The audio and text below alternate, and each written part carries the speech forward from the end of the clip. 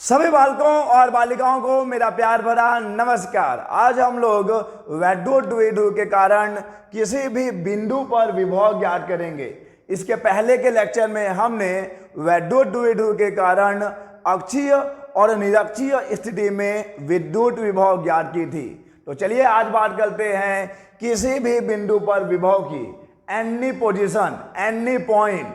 तो चलिए मान लेते हैं, क्योंकि कहानी का आरंभ तो माना से ही होगा।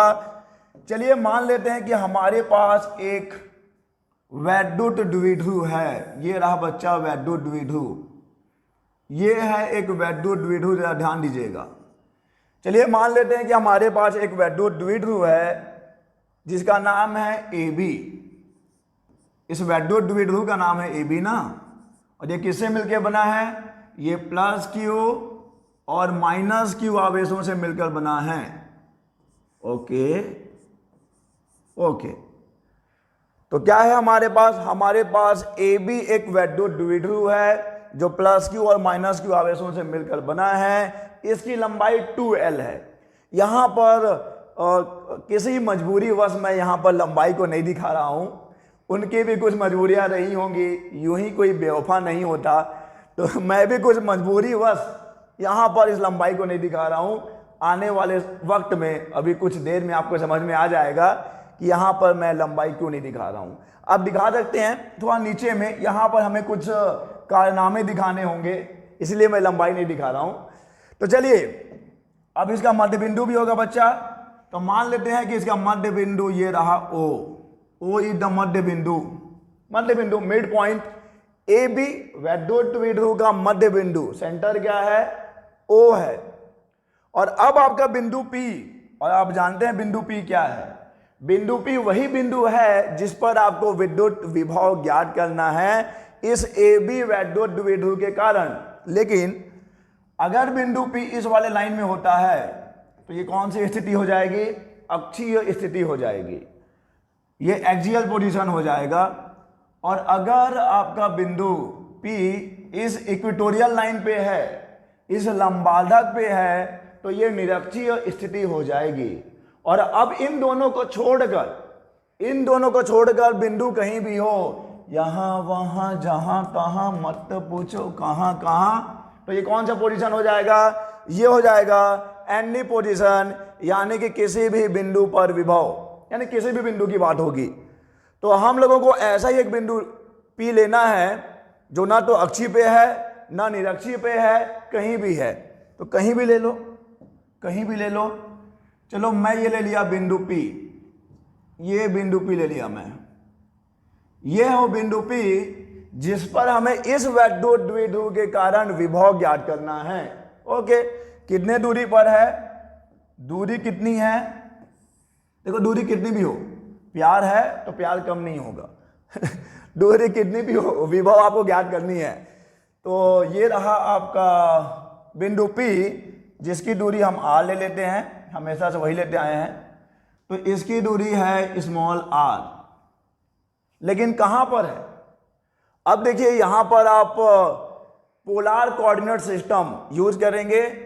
अब इसकी दूरी बिंदु P की इस सेंटर से, इस केंद्र O से दूरी r है, और ये बिंदु P इस द्विध्रुव के अक्ष से थीटा कोण पर है।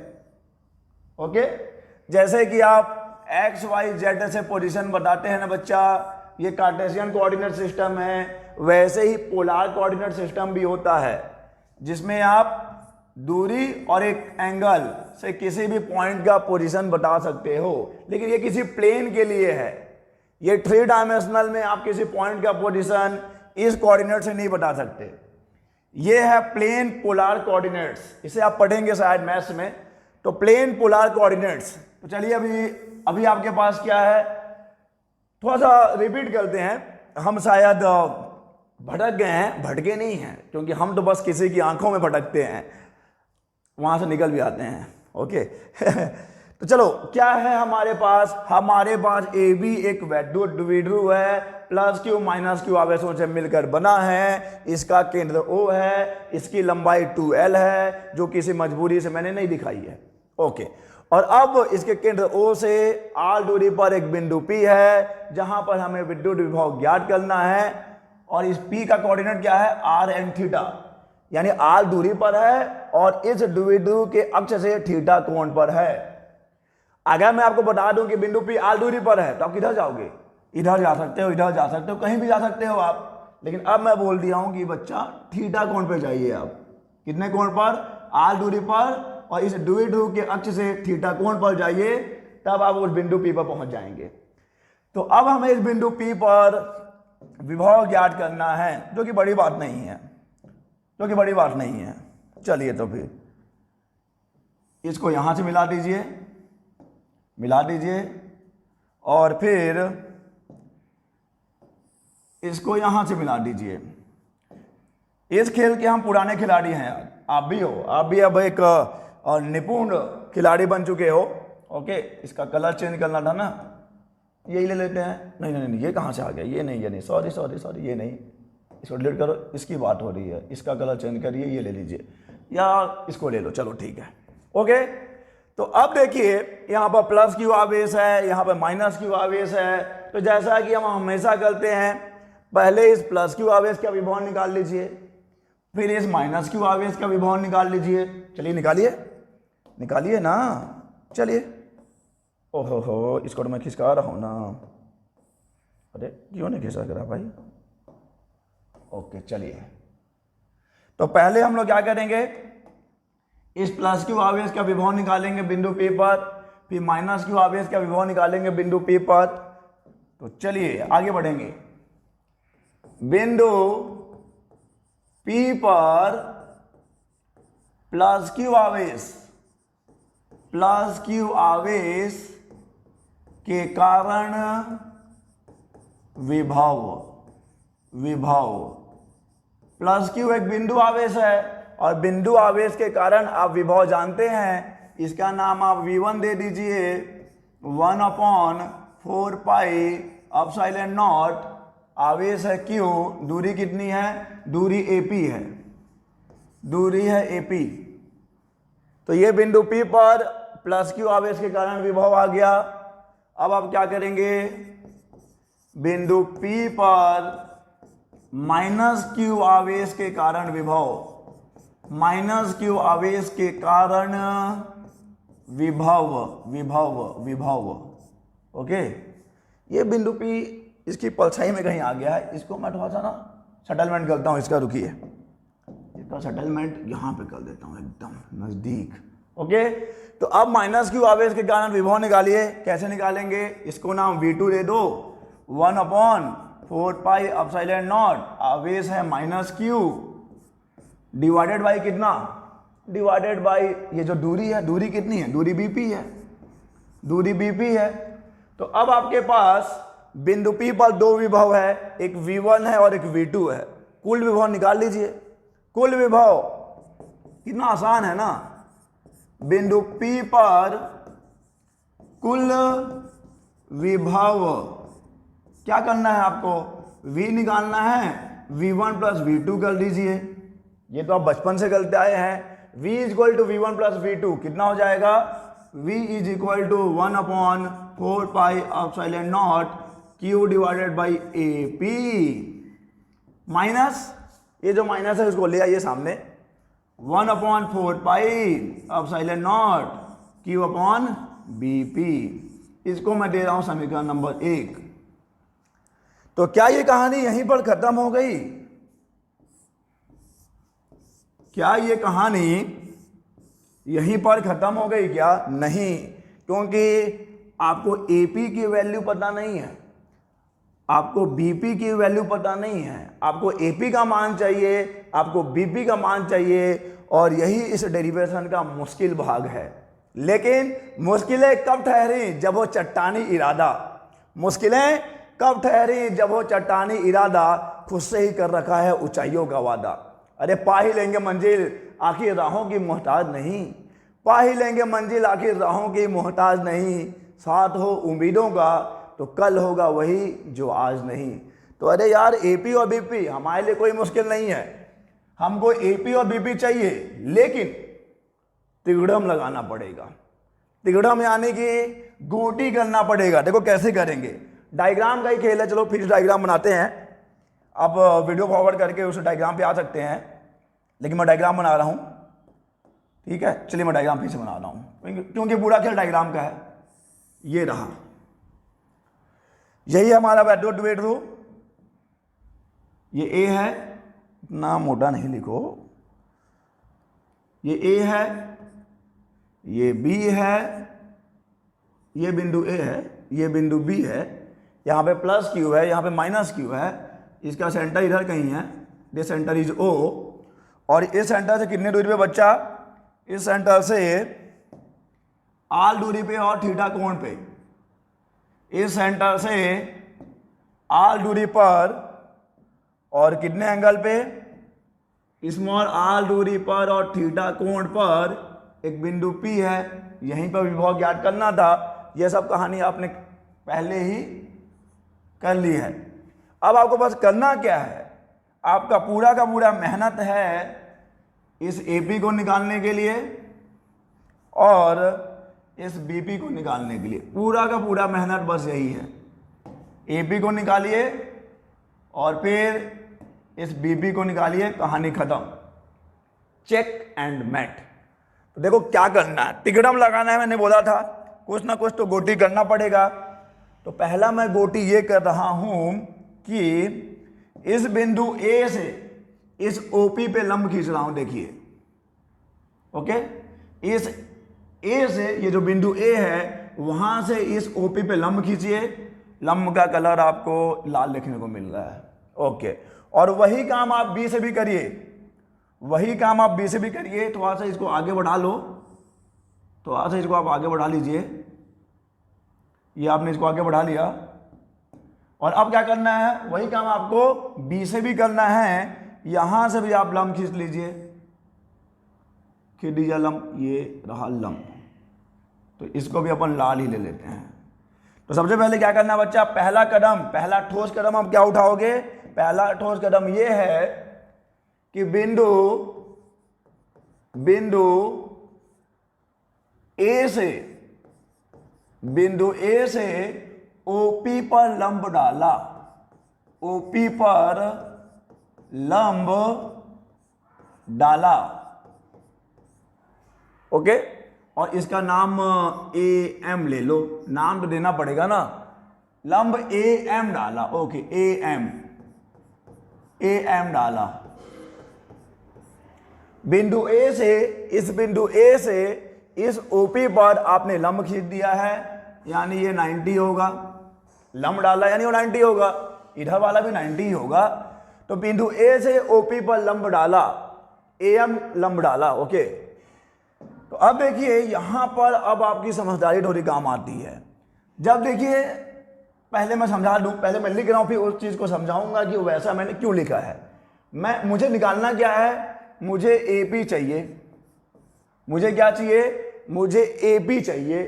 तो मैं बोल रहा हूं कि AP लगभग बराबर होगा, लगभग बराबर होगा, एकदम एग्जैक्ट नहीं होगा, लगभग बराबर होगा किसके, लगभग बराबर होगा PM के। AP लगभग बराबर होगा AP, ये जो AP है जो हमें चाहिए, ये लगभग बराबर होगा PM या MP के। और PM आप कैसे निकाल सकते हैं, या MP आप कैसे निकाल सकते हैं। आप अगर OP में से किसको माइनस कर दें, अगर आप OP में से OM को माइनस कर दें, अगर आप OP में से, यही समझने वाला भाग है बेटा, बस बाकी कोई दिक्कत नहीं है। नहीं बेटा नहीं, गलती से निकल गया बच्चा, समझने वाला बात बस यही है बच्चा कि आपको AP निकालना है। और AP लगभग हम बोल रहे हैं किसके बराबर है, MP या PM के बराबर है। आप PM कैसे निकालोगे, उस पूरे OP में से, ये पूरा OP है, इस OP में से इस OM को माइनस कर दीजिए, तो आपको मिल जाएगा PM। और PM लगभग किसके बराबर है, AP के बराबर है, तो आपको AP मिल जाएगा। अब सवाल ये है कि OP तो R है, ओके, OP तो R है ना, यहां से यहां तक OP R है, माइनस OM कितना है, तो OM निकालना कोई बड़ी बात नहीं है। OM कैसे निकालेंगे आप, ये देखिए यहां पर समकोण त्रिभुज OMA, समकोण त्रिभुज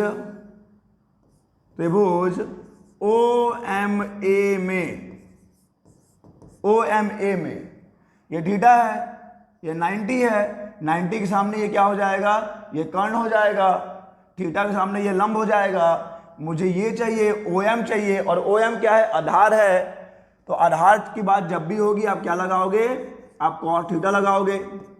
cos थीटा क्या हो जाएगा, अच्छा आपको मालूम होना चाहिए कि ये L है और ये भी L है, ये L क्योंकि पूरी लंबाई 2L है, तो आधा आधा कितना होगा, आधा आधा L होगा। तो अब आपको ये L मालूम है, ओके। तो कैसे करेंगे आप, cos theta is equal to क्या होता है, cos थीटा आधार बटा कर्ण, यानी कि OM इज आधार है, बेस है, डिवाइडेड बाय कर्ण कितना है, OA। सो यहां से आपको OM इज इक्वल टू मिल गया L cos थीटा। देख लो यार, कोई दिक्कत नहीं, कोई मुश्किल, कोई परेशानी आए, अरे हम है ना। OM is equal to L cos theta, यहां पे रख दीजिए L cos थीटा। AP कितना आ गया, AP आ गया R minus L cos theta. तो AP इज इक्वल टू आ गया R minus L cos theta. और जैसा कि मैंने कहा था कि मैं जो लिखूंगा वैसा मैंने क्यों लिखा है उसको मैं जरूर समझाऊंगा। यहां पे मैंने लिखा है कि AP लगभग बराबर है PM के, AP लगभग बराबर है PM के, लेकिन कैसे, तो चलिए समझते हैं ऐसा हम लोग क्यों लिख सकते हैं। मान लो कि आपके पास ऐसी दो रेखाएं हैं, ऐसी हैं, कंडीशन ये है कि ये इन दोनों के बीच का जो कोण है अल्प होना चाहिए, अल्प यानी बहुत कम होना चाहिए। और वैसे कंडीशन में अगर एक से अगर आप दूसरे पर लंब खींचें, यहां से हमने यहां पे लंब खींचा है, यहां पे लंब, तब ये वाली साइड इस वाली साइड के लगभग बराबर होती है, एग्जैक्ट बराबर नहीं होती, लगभग बराबर होती है। चलिए और अच्छे से समझाता हूं आपको। अब मान लो कि मैं इसको केंद्र मान के एक वृत्त खींच दूं, देखिए अगर मैं उसको केंद्र मान के एक वृत्त खींच दूं तो अब समझिए जरा, अगर ये इसकी त्रिज्या है तो यहां से यहां तक इसकी त्रिज्या होगी ना, तो कितने का अंतर है, बस इतने का ही अंतर है। और अब कंडीशन ये है कि ये कोण अल्प होना चाहिए, तो ये अंतर और कम हो गया, देखिए ये अंतर और कम हो गया। अगर ये कोण और कम है तो ये अंतर और कम हो गया, इसलिए तो कंडीशन बता रहे हैं कि ये कोण अल्प है, यहां पे भी ये कोण क्या है, ये कोण अल्प है। उस कंडीशन में हम PM को लगभग AP के इक्वल लिख सकते हैं। पूरा विजुअलाइजेशन आपके सामने है, तो कोई समस्या नहीं है, आपको रट के नहीं जाना कि ऐसा करना है। अब आपको पता है कि हाँ ऐसा मुमकिन है। जब दो रेखाओं के बीच का कोण, जब ध्यान से देखिए, कम हो और एक रेखा से दूसरे रेखा पे लंब खींचा जाए, तब ये दूरी और ये दूरी लगभग बराबर होती है, एग्जैक्ट बिल्कुल नहीं बोल रहे हैं, लगभग बराबर होती है। तो अब आप समझ गए होंगे कि हमने वहां पर ऐसा क्यों लिखा है। तो अब आपके पास AP मिल गया। वैसे ही आपको BP भी चाहिए, तो BP के लिए आप क्या करेंगे, BP के लिए देखिए क्या करने वाले हैं हम लोग, यहीं पर करने वाले हैं जो करने वाले हैं। BP के लिए देखिए क्या करेंगे हम लोग, अब हम लोग बिंदु B से सेम प्रोसेस हम लोग बिंदु B से करेंगे। बिंदु B से इसी OP पे आप लंब खींच दीजिए ON, लिख देता हूं मैं इसको। बिंदु B से इस OP के बढ़े हुए भाग पर, बिंदु B से OP के बढ़े भाग पर BN लंब खींचते, या लंब डालते हैं, लंब का नाम भी रख दो, लंब BN डालते हैं। ओके, सेम प्रोसेस रिपीट कर रहे हैं हम लोग। जैसा कि A से इस OP पे लंब AM डाला था, वैसा ही B से इस OP के बढ़े हुए भाग पर एक BN लंब डाल दीजिए। तो यहां पर भी आप सेम कंडीशन है, देखो BP लगभग इसके बराबर हो जाएगा, BP लगभग बराबर हो जाएगा PN के, लगभग बराबर हो जाएगा PN के। और PN को आप क्या लिख सकते हैं, PN को आप OP प्लस ON लिख सकते हैं। यहां से यहां OP है और यहां से यहां ON है, तो जब आप OP में ON को ऐड करोगे तो पूरा का पूरा NP मिल जाएगा। और NP किसके इक्वल है? BP के इक्वल है, लगभग इक्वल है, लगभग बराबर है। चलिए आगे बढ़ेंगे। तो अब ये ON कितना होगा? OP तो मालूम है R होगा, ON कितना होगा? तो अगर ये कोण थीटा है तो ये भी थीटा ही होगा। इसी को बोलते हैं शीर्षाभिमुख कोण। अगर ये थीटा है तो ये भी थीटा ही होगा। और यहां पर समकोण त्रिभुज कौन सा बच्चा? देखो समकोण त्रिभुज, समकोण यहां पर कौन सा है? ये समकोण है। ये सारी चीजें आपको पता होनी चाहिए। बच्चे याद करके जाने की कोशिश करते हैं और वहां पे टूई हो जाते हैं, भूल जाते हैं। याद करके जाओगे तो कहीं ना कहीं तो फंसी जाओगे ना, समझो ना यार। ये थीटा है, उसके सामने वाला कोण भी थीटा होगा, शीर्षाभिमुख कोण। और लंब यहां पे डाला हूं तो ये 90 होगा। 90 के सामने वाला क्या होगा? कर्ण होगा। एंगल के सामने वाला क्या होगा? लंब होगा। तो बचा कौन? बच्चा ये गुलाबी वाला, यही आधार होगा। और यही आधार चाहिए। और जब भी आधार की बात होती है, अब क्या करते हैं? आप कॉस के पास जाते हैं कि भैया अपना फॉर्मूला लगा लो, पहले नाम लिख लो। कौन सा? BNO या ONB में, ONB में कॉस थीटा लगाइए। समकोण त्रिभुज ONB में कॉस थीटा लगाइए। पहले लिख लीजिए आधार, आधार है ON और कर्ण क्या है? OB। तो यहां से ON इज इक्वल टू आ जाएगा, OB का वैल्यू तो L है, तो ये हो जाएगा cos theta. ON is equal to L cos theta, value रख दीजिए R plus L cos theta. तो अब आपके पास BP भी है और अब आपके पास AP भी है। AP व BP का मान, AP व BP का मान वैल्यू समीकरण 1 में रखने पर, समीकरण 1 में रखने पर AP व BP का मान समीकरण 1 में रखने पर, कहां पे है समीकरण 1? यहां पे देखिए, समीकरण 1 यहां पे देखिए जरा ध्यान से। 1/4 pi epsilon not Q upon AP minus 1/4 pi epsilon not Q upon BP। यहां पे क्या रखेंगे? AP की वैल्यू कितनी है? AP की वैल्यू है R minus L cos theta और BP की वैल्यू है R plus L cos theta. तो रख दो यार, इसके आगे तो आप संभाल लोगे।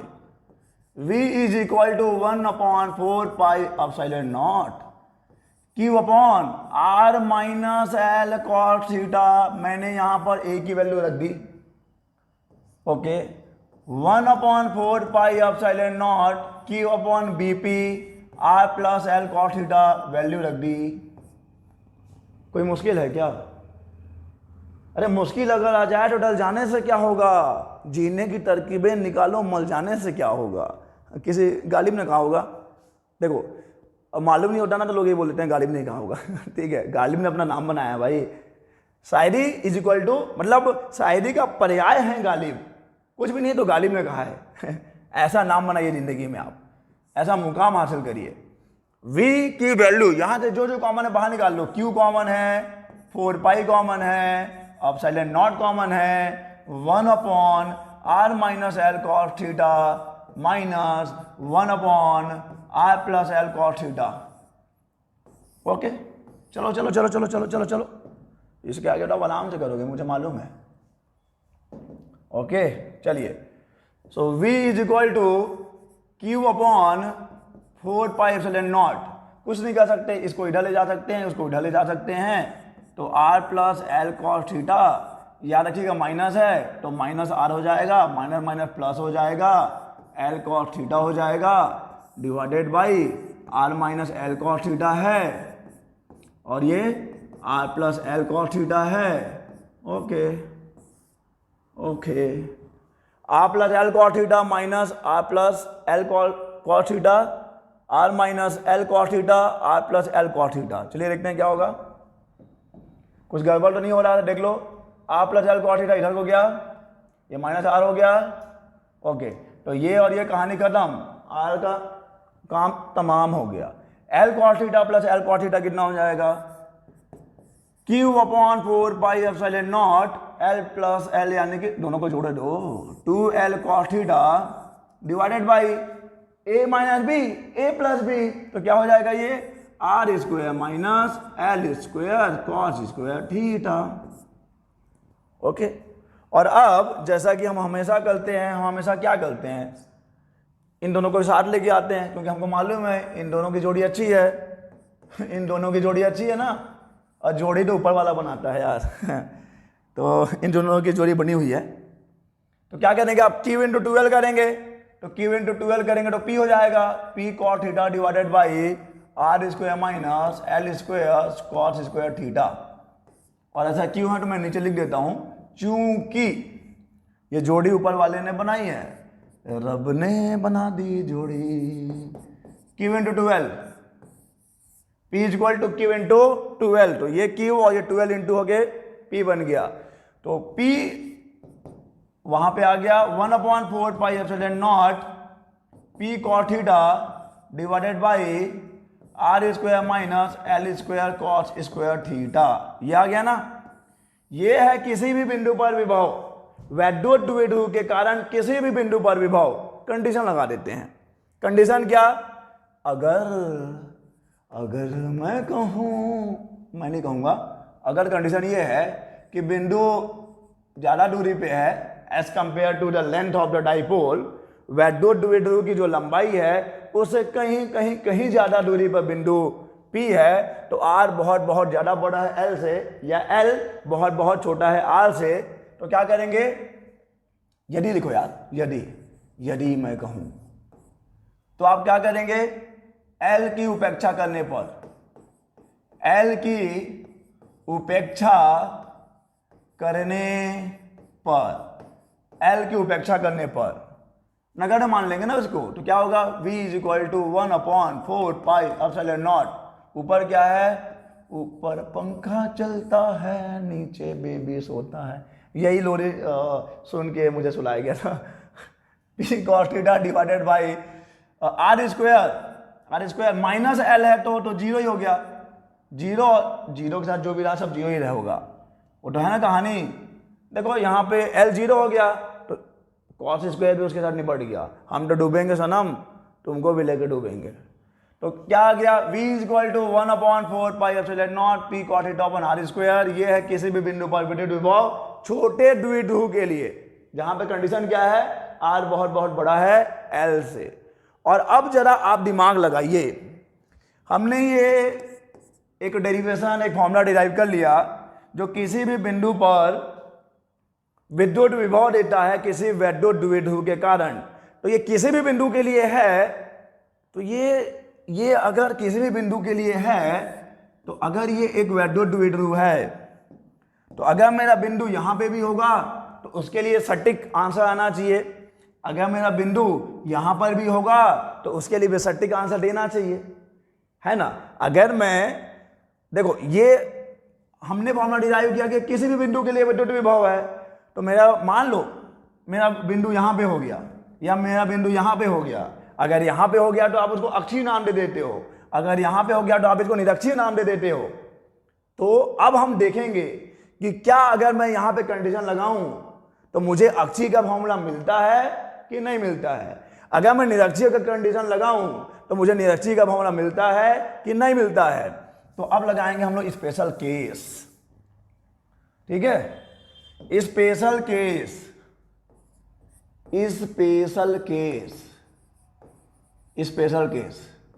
नंबर 1 अक्षीय स्थिति। तो अब मुझे आप ये बताओ कि अक्षीय स्थिति के लिए थीटा की वैल्यू क्या होगी, अक्षीय स्थिति के लिए थीटा की वैल्यू क्या होगी।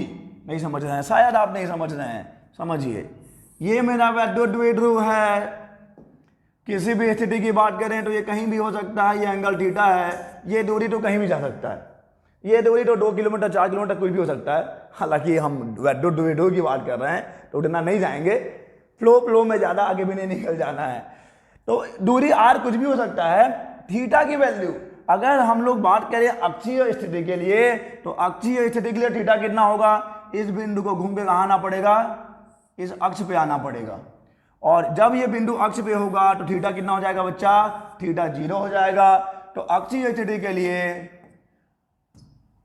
थीटा कितना हो जाएगा, थीटा इज 0 डिग्री। तो 0 रख के देखो फॉर्मूले में, 0 रख के देखिए, v is equal to 1/4 pi epsilon nought, p है ना, p cos 0 divided by r square cos 0 1, v is equal to 1/4 pi epsilon nought p upon r square. एकदम सही है, मिल गया आपको अक्षीय का फॉर्मूला। सही आंसर देता है सही आंसर दे रहा है। सेकंड लगा लीजिए, निरक्षीय स्थिति, निरक्षीय स्थिति। ओके, तो निरक्षीय के लिए क्या होगा, निरक्षीय के लिए थीटा 90 हो जाएगा, theta is 90 degree. So v is equal to 1/4 pi epsilon nought p cos 90 divided by r square. cos 90 0 होता है, फिर वही कहानी, हम तो डूबेंगे सनम, सबको लेके डूबेंगे। तो अगर cos 90 0 हो गया तो पूरा कहानी 0 हो गया ना बच्चा, तो v इज इक्वल टू 0 आ गया। एकदम सही जवाब दे रहा है। अक्षीय में यही होता है, निरक्षीय में यही होता है, यानी कि हमने जो फॉर्मूला डिराइव किया है सही है, उचित है। ओके, तो इस वीडियो लेक्चर में हमने वैद्युत द्विध्रुव के कारण किसी भी बिंदु पर विद्युत विभव ज्ञात की है, और अगले लेक्चर में हम लोग पढ़ेंगे सम विभव। तो चलिए, तब तक के लिए अलविदा।